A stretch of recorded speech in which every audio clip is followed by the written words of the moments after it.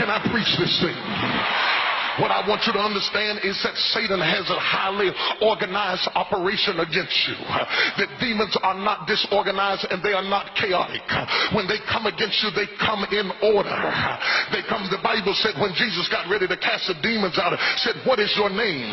The demon said, we are legions. Legions means we are regimented. We are organized. We march together. You must understand this, that when Satan marches, he marches in a spirit of unity. I would remind you that when they accused Jesus of casting out demons by the power of Beelzebub, he said, oh no, Satan has a kingdom, and Satan's kingdom is not divided. For a house divided against itself shall not stand. I would also remind you that from Genesis to Revelations, you will never see a demon fighting with another demon.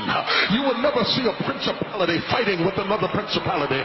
From Genesis to Revelations, you will never see a witch fighting against another witch.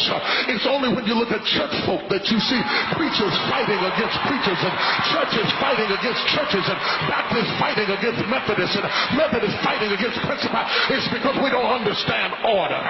Order. We got to get some order in the house of God.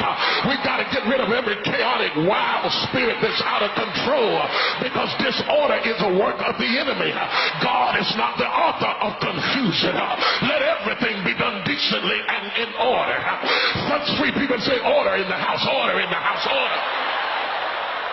Get your rebellious hips out. We got to have order in this house.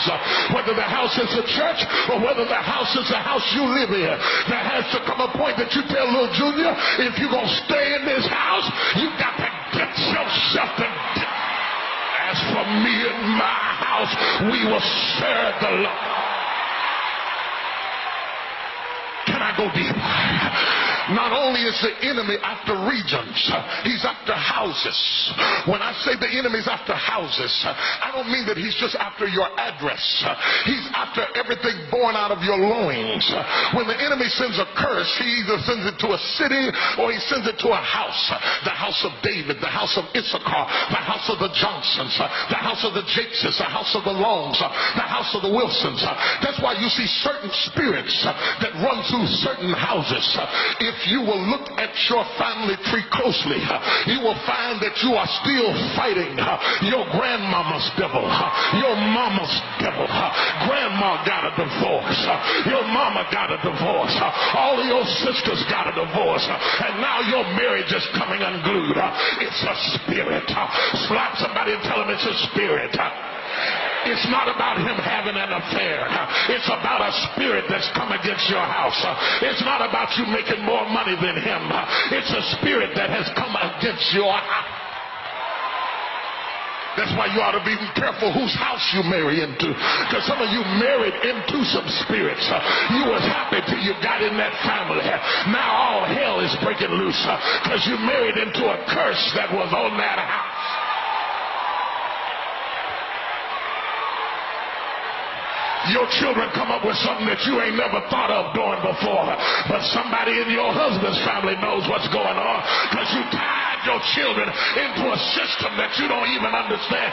Now you got to deal with a Johnson demon, a Jackson demon, a Richardson demon. You don't even know how to minister to the child because ain't nobody in your house ever come up with no mess like this. But some kind of way you tied them into a...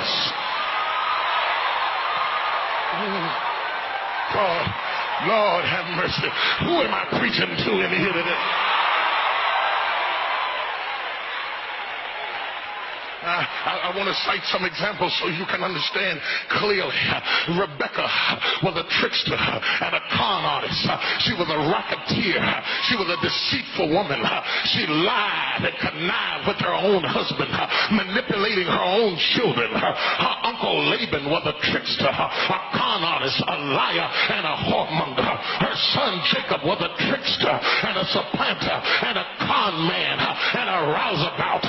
Because when the demons get in the family, it says suffer us not to leave the region. I want to remind you of David, dysfunctional from Jesse on down. I ostracized by his father.